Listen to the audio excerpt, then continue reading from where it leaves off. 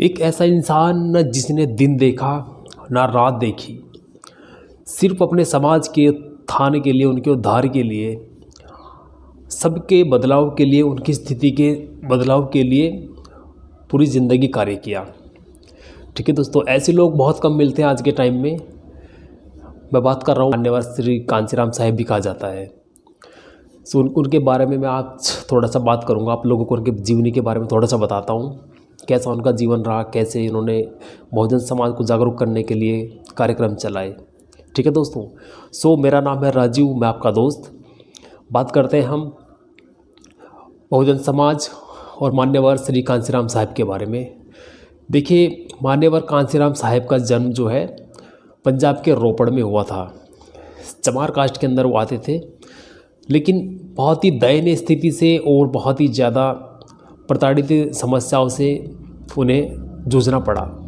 School के अंदर वही चीज़ें जो बाबा साहेब के साथ घटी वही उनको देखने को मिली, वही छुआछूत वाला मामला, वैसी दशाएं, वही पानी पीने का मटका अलग, घड़ा अलग, नल अलग, ऐसा कुछ उन्होंने भी सहा। एक बार का किस्सा है, जब वो उनके पिताजी काम करने जाते थे, किसी के यहाँ पर सिक्योरिटी की नौकरी करते थे, किसी बड़े अधिकारी के यहाँ। तो होता क्या था कि जब वो उनके पिताजी ड्यूटी जा रखे थे, दिन की कड़ी दोपहर, मई जून का महीना और सूरज सर के ऊपर और पसीने से उनके पिताजी एकदम लथपथ। उनकी माताजी उनको बोलती है, मान्यवर कांशीराम साहिब जी की माताजी उनको बोलती है कि ये खाना लेकर जाओ, अपने पिताजी को दे देना, दिन भर से भूखे हैं, खाना खा लेंगे। यकीन करना दोस्तों, मान्यवर कांशीराम साहिब जब वहाँ जाते हैं तो दूर से ही अपने पिताजी को देख लेते हैं और देखकर आँख में आंसू आ जाते हैं। अपने पिताजी के पास वो पहुँचते हैं, उनसे पूछते हैं, पिताजी आप ये क्या कर रहे हो? उनके पिताजी क्या करते हैं, एक हाथ से चलाने वाला पंखा होता था जिसको रस्सी की मदद से चलाया जाता था, क्योंकि जब तक रस्सी खींची जाती थी तो अंदर जो अफसर सो रहा था कमरे में पड़ा हुआ अपनी फैमिली के साथ, वो आराम से सो सकता था, क्योंकि रस्सी के द्वारा ही पंखा चलाने का कुछ ऐसा सिस्टम था।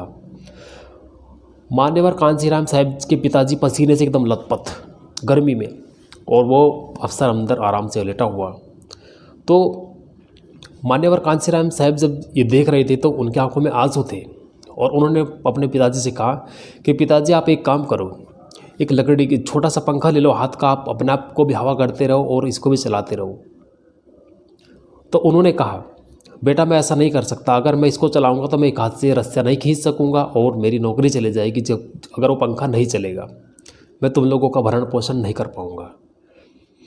तो ऐसी स्थिति उन्होंने अपने पिताजी की जब देखी तो घर आया और बहुत गहनता से इस पर विचार किया कि हमारी स्थिति आज भी वैसी है कि बड़े लोगों के यहाँ हम नौकरी करते हैं और हमारी स्थिति ऐसी होती है कि हम बस दिन रात काम करेंगे और वो अफसर आराम से पंखे अंदर सोएंगे।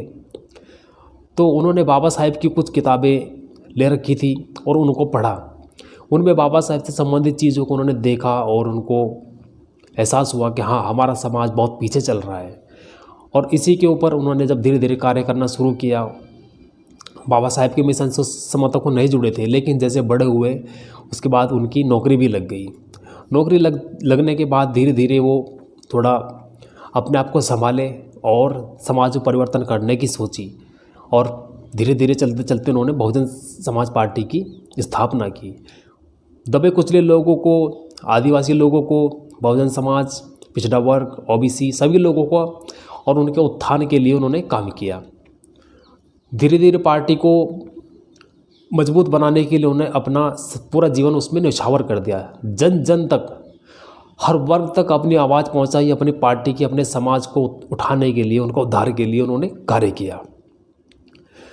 और यही नहीं, उस समय तक उनके पास जब क्योंकि बहुत चीज़ें ऐसी उन्होंने देखी थी कि एक बार जब वो नौकरी करते थे तो वहाँ पर बहुत सारे लोगों ने बाबा साहेब अम्बेडकर 14 अप्रैल को जब उनकी जयंती होती है उस दिन छुट्टी की मांग की, जबकि हर चीज़ की छुट्टी मिलती थी, लेकिन बाबा साहेब अम्बेडकर की जयंती की छुट्टी नहीं मिली। तो इसका उन्होंने विरोध किया कि जब सब लोगों को हर चीज़ की छुट्टी मिलती है, होली, दिवाली या किसी भी महापुरुष की जयंती होती है उस पर छुट्टी मिलती है, तो हमारे अम्बेडकर साहब भी हमारे लिए महापुरुष से कम नहीं, हमें भी छुट्टी मिलनी चाहिए। तो इसका जब विरोध करने लगे तो वहाँ से उनको निकाल दिया गया, काफ़ी लोगों को वहाँ से बाहर कर दिया गया कि तुम लोग यहाँ पर नौकरी कर सकते हो, नौकरी नहीं कर सकते। तो वहाँ से फिर उन्होंने जब बहुजन समाज पार्टी का गठन किया और वो इस तरह से उनका जीवन चलता रहा, धीरे धीरे लोगों को जोड़ा। जब नौकरी जा चुकी थी तो वो सिर्फ अपनी साइकिल से ही चलते थे, साइकिल पर पूरे देश का भ्रमण किया, पूरे देश में जहाँ जहाँ पर बहुजन समाज के लोग रहते थे, बहुजन समाज के लोगों के साथ में मिले, उनको बहुजन समाज से जुड़ी जानकारियों को बताया, उनको चेताया, उनको जागरूक किया कि हमारा समाज बहुत पीछे है, हम सबको अपने समाज के, अपने उत्थान के लिए, अपने बच्चों के लिए, उनके भविष्य के लिए बहुत कुछ करना है, हम सबको एकजुट होकर काम करना पड़ेगा।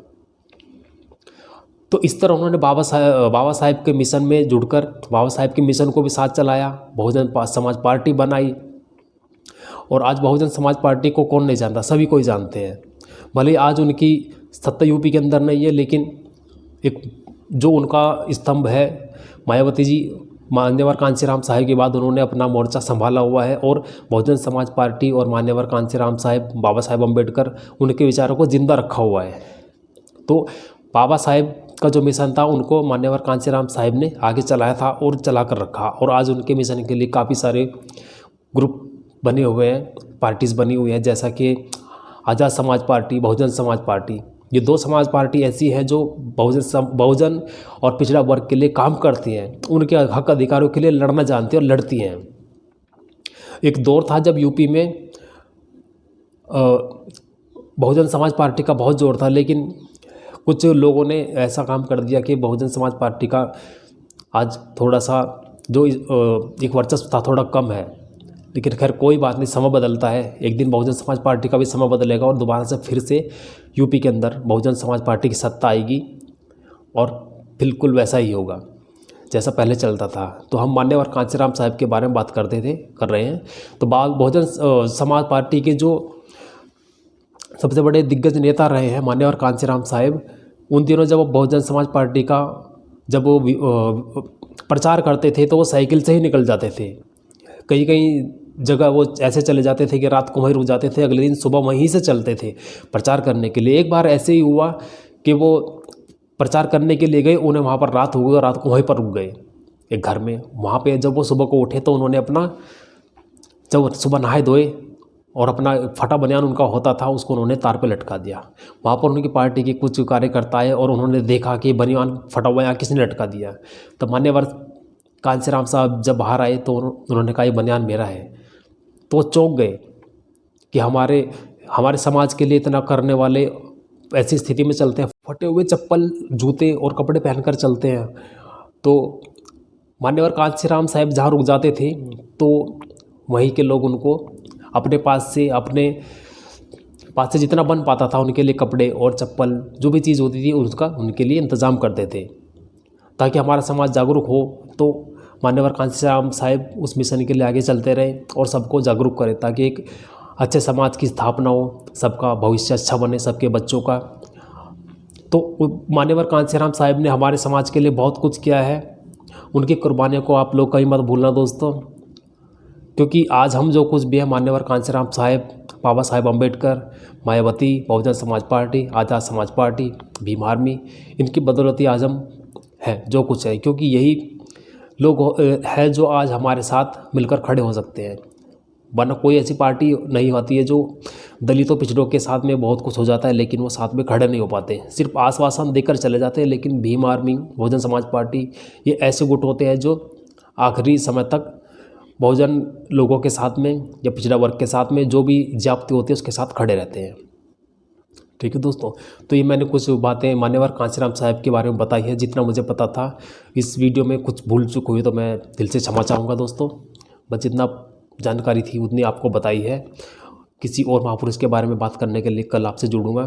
तब तक के लिए जय भीम, जय संविधान, जय भीम आर्मी, जय बहुजन समाज पार्टी और जय मान्यवर कांशीराम साहब।